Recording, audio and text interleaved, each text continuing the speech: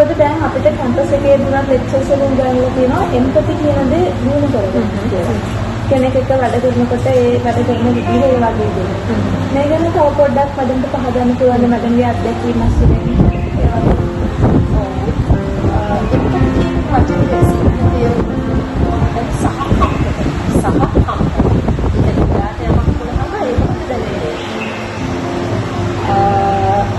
ඒක තමයි එම්පති කියලා ඇත්තටම උගන්වන්නේ. හැබැයි ඒක හරියට තේරුම් ගන්න ඕනේ ඒක ඉරක්. මම ඒක අහුවොත් ඒ ඉරක් කියලා මම අදහස් කරන්නේ අපේ දෙවියන්ගේ. ඒක සහ කම්පණය කියන එකේ පොඩි ඉරක් තියෙනවා. ඒ ඉර ප්‍රෙස්පස් කරන්න බෑ අපිට මොකද? අපේ ලිමිට් එක යන්නත් කියන්නේ ලිමිට් එක.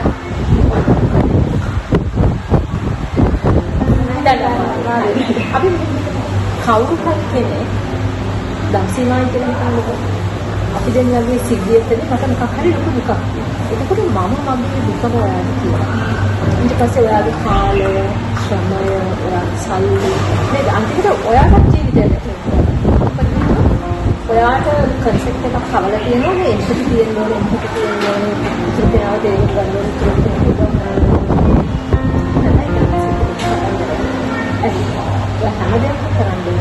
හැම වෙලාවෙම හිතන්නේ ඔයාට ඉස්සරහ ඉන්න පුද්ගලයා වගේම තව එක්කෙනෙක් ඉන්නවා මේ ලෝකෙ හැම වෙලාවෙම අමතක කරනවා කවුද? මිස් කරන්න කියන්නේ.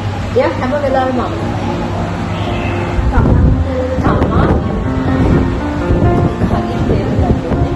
ඒ මොකද වැදගත් කියනවා තමයි. අර ඉතුරු මිනිහට දැනන දෙකවත් සේරෙනවා. කියනවා එම්පති කියන එක හැම වෙලාවෙම බලන්න ඕනේ. තමා බර්න් අවුට් වෙන පොයින්ට් එකට එන්නේ. අන්න එතෙන්දී අපේ හිතේ අලාම් එකක් අපි සෙට් කරලා තියෙන්නේ now it's enough I have to understand කියලා ඊට පස්සේ ඒ ඉමෝෂන් ගන්න අපිට දැන් නෝ කියන එකක් කියන ක්‍රම තියෙනවා. ඒකට අපි කියන්නේ good no's. දැන් අපි අර දැන්ලා ඉතින් ඒක තමයි ලොකුම ලිමිට් එක. ඉතින් ඒ දින ඔයගොල්ලෝ පේෂන්ස් කෙනෙක් බලන්න උනා වුණා සබ්ජෙක්ට් එක එම්පති තියෙන්නේ. හැබැයි එම්පති කියන එකේ ලිමිට් එකක්. අර හැම වෙලාවෙම කියන එම්පති වලට වැඩිය වෙනස් දෙයක් තමයි මම කතා කරන්නේ ළමසේ.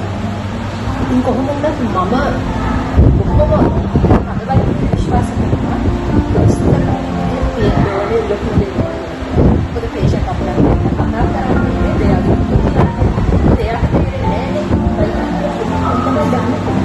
එහෙනම් සියලුම දේම අපි යට මොකද එම්පති කියන එක තමයි අපේ ඉතින් නම් ඔයා කොච්චර දක්ෂ කෙනෙක් වුණත් වැඩක් ඔයාට ලස්සන දෙයක් නැත්තම් ඒ මොන්සෙල් ට්‍රීට් කරන්නේ නැත්තම් නේද එයාට මොනවා හරි කියනවා කියලා හැබැයි මම කොච්චර දේවල් කිව්වත් අපේ ලිමිට් එක ඒකත් අපි ප්‍රොජෙක්ට් කරලා තියෙන්නේ ලිමිට් එක එහාට යනකොට අපිට බලන්න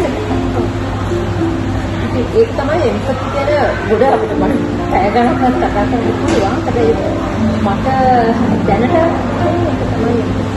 ඒ කියන්නේ මට අපිට කරන්න පුළුවන් මොකද දේ කරන්නේ නැහැ කියන එක නෙමෙයි නෑ. කරන්න කරනවා අපිව බලනවා. නේද?